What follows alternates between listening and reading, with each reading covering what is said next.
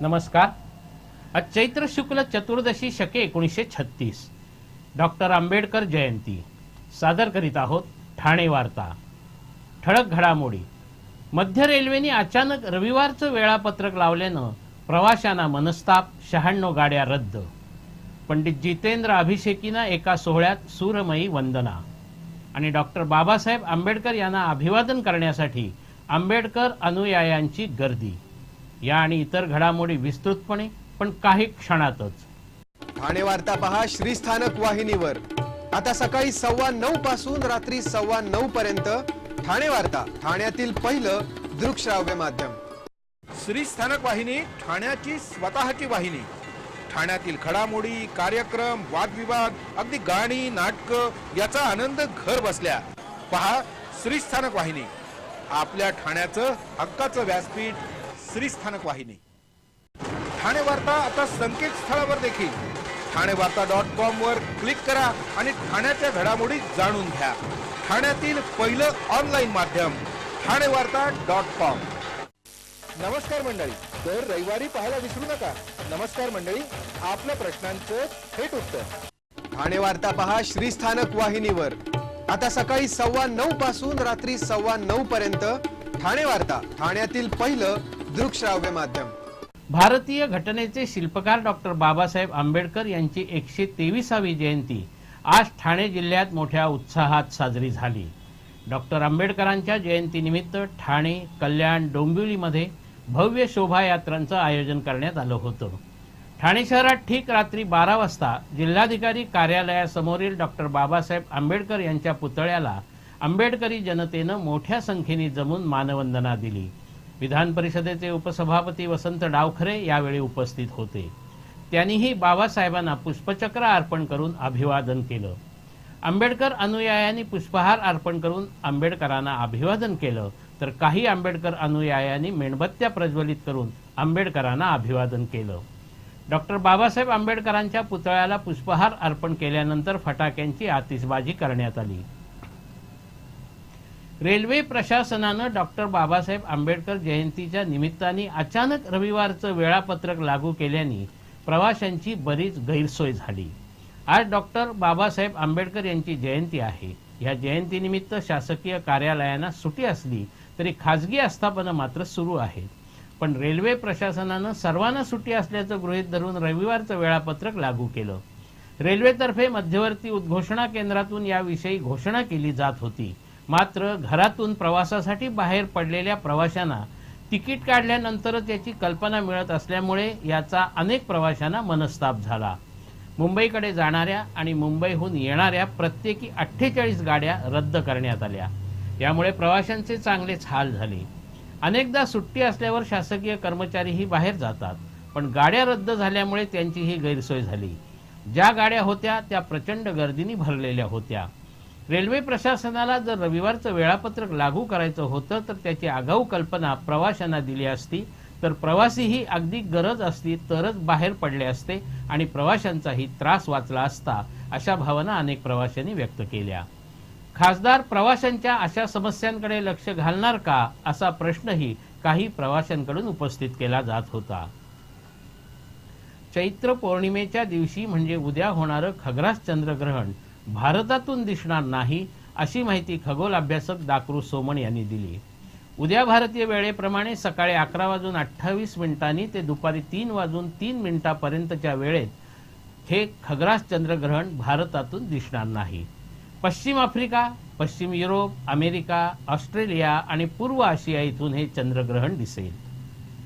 बृहन्मुंबई महानगरपालिकेच्या वतीने आयोजित करण्यात आलेल्या मुंबई महापौर राज्य लगोरी चषक स्पर्धेत मुलींच्या गटात ठाण्याच्या संघाने विजेतेपद पटकावलं. लगोरी हा आपला पारंपरिक खेळ होता, मात्र अलीकडच्या काळात तो नामशेष होत आहे. आपल्याकडे हा खेळ नामशेष होत असला तरी जगातील 18 देशांमधील खेळाडू लगोरीचे धडे गिरवत आहेत. ठाण्याच्या संघात श्रेया कांबळे, मानसा BAS, रितिका इथापे, सिमरन तांबट, मानसी पवार, भाग्यश्री शिराळे, वैष्णवी मांडवकर आणि सोनाली मालुसरे यांचा समावेश होता. सर्व विजेत्या खेळाडूंना संतोष गुरव, आनंद वाघमारे या मान्यवरांच्या हस्ते पारितोषिकं देण्यात आली. ठाण्यामध्ये आज अग्निशमन दिन धीरगंभीर वातावरणात संपन्न झाला. 69 वर्षापूर्वी मुंबई गोदीतील आग विझवताना धारातीर्थी पडलेल्या अग्निशमन दलातील 66 अधिकारी आणि कर्मचाऱ्यांना श्रद्धांजली वाहण्यासाठी दरवर्षी 14 एप्रिलला अग्निशमन दिन पाळला जातो. ठाणे महापालिकेच्या बाळकुम अग्निशमन केंद्रामध्ये या निमित्ताने एका कार्यक्रमाचं आयोजन करण्यात आलं होतं. 14 एप्रिल 1944 रोजी मुंबई गोदीत ही दुर्घटना घडली होती. या आगीमध्ये मरण पावलेल्या हुतात्म्यांना श्रद्धांजली वाहण्यासाठी ठाणे महापालिकेने हा कार्यक्रम आयोजित केला होता. ठाणे महापालिका अग्निशमन दलातील शहीद झालेल्या 6 जवानांना तसंच गोदीतील आग विझवताना मृत्युमुखी पडलेल्या अग्निशमन दलाच्या अधिकारी आणि कर्मचाऱ्यांना महापौर हरिश्चंद्र पाटील, महापालिका आयुक्त असीम गुप्ता यांच्यासह अधिकारी कर्मचाऱ्यांनी श्रद्धांजली अर्पण केली. अग्निशमन दिनानिमित्त आजपासून 20 एप्रिलपर्यंत अग्निशमन सेवा सप्ताह पाळला जाणार आहे. यासाठी आगीस प्रतिबंध हीच खरी सुरक्षा हे घोषवाक्य निश्चित करण्यात आलं आहे. ठाणे वार्ता पहा श्रीस्थानक वाहिनीवर.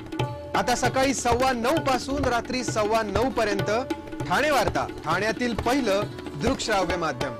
आपला परिसर स्वच्छ आणि सुंदर ठेवण्यासाठी ठाणे महापालिकेत सहकार्य करा. ओला सुका कचरा वेगवेगळा जमा करा आणि रोगराईपासून मुक्तता मिळवा. अगं ए गौरे, आज मतदानाचा दिवस आहे ना, चल ना मग मतदानाला. ए चल, चला चला. काय कुठे निघाला तेवढ्या सगळ्या जणी? आम्ही मतदान करायला निघालो आहोत. महिलांनी जास्तीत जास्त प्रमाणात मतदान केलेच पाहिजे आणि आता महिला मागे राहणार नाहीत. ठेवा तुमच्यापाशी, पण मत कोणाला द्यायचं कळलं ना. आम्हाला पैसे नकोत. एवढा स्वाभिमान का नसावा? आम्ही जागृत मतदार आहोत. चला ग. कोणत्याही प्रलोभनाला बळी न पडता मतदान करा. श्रीस्थानक वाहिनी, ठाण्याची स्वतःची वाहिनी. ठाण्यातील घडामोडी, कार्यक्रम, वादविवाद, अगदी गाणी, नाटक याचा आनंद घर बसल्या. पहा श्रीस्थानक वाहिनी, आपल्या ठाण्याचं हक्काचं व्यासपीठ. श्रीस्थानक वाहिनी. ठाणे वार्ता आता संकेतस्थळावर देखील ठाणेवार्ता.com वर क्लिक करा आणि ठाण्याच्या घडामोडी जाणून घ्या. ठाण्यातील पहिलं ऑनलाईन माध्यम ठाणेवार्ता.com. डॉक्टर आणि रुग्णांचं पिढ्यानपिढ्यांचं जिव्हाळ्याचं नातं म्हणजेच डॉक्टर बेडेकर हॉस्पिटल. आता अत्याधुनिक सोयी सुविधा आणि तंत्रज्ञान युक्त वंध्यत्व निवारण केंद्रात IVF आणि टेस्ट ट्यूब बेबीची ही सुविधा. डॉक्टर बेडेकर हॉस्पिटल, महर्षी कर्वेपथ, ठाणे. 65 वर्षांची निरंतर सेवा. ठाणे वार्ता पहा श्रीस्थानक वाहिनीवर. आता सकाळी 9:15 पासून रात्री 9:15 पर्यंत ठाणे वार्ता, ठाण्यातील पहिलं दृकश्राव्य माध्यम.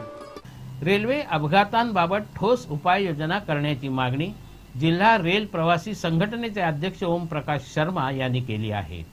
2002 ते 2012 या कालावधीत रेल्वे अपघातात जवळपास 40,000 प्रवासी मृत्युमुखी पडले तर तितके जखमी झाले. 2010 ते 2012 या 3 वर्षात रेल्वे मार्ग ओलांडताना 6,000हून अधिक प्रवासी मृत्यू पावले तर जवळपास 2,500हून अधिक जखमी झाले. धावत्या गाड्यातून पडून 2,304 लोकांचा मृत्यू तर 5,936 प्रवासी जखमी झाले. रेल्वे आणि फलाटाच्या पोकळीमध्ये सापडून 33 प्रवासी मृत तर 183 प्रवासी जखमी झाले आहेत. रेल्वे अपघातात मृत पावलेल्या प्रवाशांच्या जवळच्या नातेवाईकांच्या आणि जखमी झालेल्यांच्या पुनर्वसनाची जबाबदारी रेल्वेची असून रेल्वे मात्र ती घेण्यास टाळाटाळ करत आहे.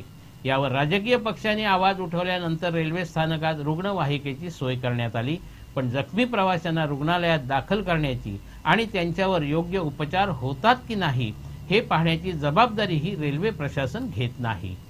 रुग्णालयात दाखल केल्यानंतर रेल्वे प्रशासन रुग्णांकडे दुर्लक्षच करतं. प्रवाशांच्या वाढत्या गर्दीच्या मानाने रेल्वे कोणत्या सुविधा देत नसून उपनगरीय रेल्वे सेवा सुधारण्यासाठी आवश्यक तो निधी केंद्राने द्यावा यासाठी खासदारही प्रयत्न करत नसल्याचं ओमप्रकाश शर्मा यांचं म्हणणं आहे. कलाकार नव्हे तर त्याची कला अमर असते. चांगला गुरु, चांगली तालीम तसंच चांगले श्रोते यामुळे कलेला न्याय मिळतो. श्रोत्यांकडून मिळणारी दाद हीच कलाकाराला मोठी पोचपावती असते असं प्रतिपादन ज्येष्ठ सरोदवादिका झरीन शर्मा यांनी ठाण्यात बोलताना व्यक्त केलं. ठाण्यातील उत्कर्ष मंडळ आणि रघुनाथ फडके यांच्या वतीने पंडित जितेंद्र अभिषेकी स्मृतिवंदना कार्यक्रमाचं आयोजन करण्यात आलं होतं. यावेळचं वैशिष्ट्य म्हणजे या स्मृतिवंदनेस एक तप पूर्ण झालं. या कार्यक्रमात पंडित जितेंद्र अभिषेकी यांच्या स्मृतींना त्यांच्याच नाट्यगीतांनी सूरमयी वंदना देण्यात आली। या सोहळ्यात ज्येष्ठ सतारवादक कार्तिक कुमार, ज्येष्ठ गझल गायिका उषा आणोणकर यांचा विशेष गौरव करण्यात आला। या तपपूर्ती सोहळ्यात मुक्ता वैशंपायन, शौनक अभिषेकी, आशा खाडीलकर, आनंद भाटे अशा अनेक कलाकारांनी आपल्या सुश्राव्य गायनाने श्रोत्यांना मंत्रमुग्ध केलं। शौनक अभिषेकी यांनी नाही पुण्याची मोजणी, घेई छंद मकरंद, काटा ऋते कुणाला अशी नाट्यपद सादर केली। ज्येष्ठ गायिका आशा खाडीलकर यांनी सजना का धरेला परदेस, अबीर गुलाल उधळीत रंग, तर आनंद भाटे यांनी मुरली घनश्याम, वद जाऊ कुणाला शरण, माझे माहेर पंढरी ही नाट्यगीतं सादर केली। या सोहळ्यास ठाणेकरांनी उत्स्फूर्त प्रतिसाद दिला। सहयोग मंदिराच्या सभागृहात आत शिरण्यास जागा नव्हती, इतकी गर्दी या सोहळ्यात झाली होती।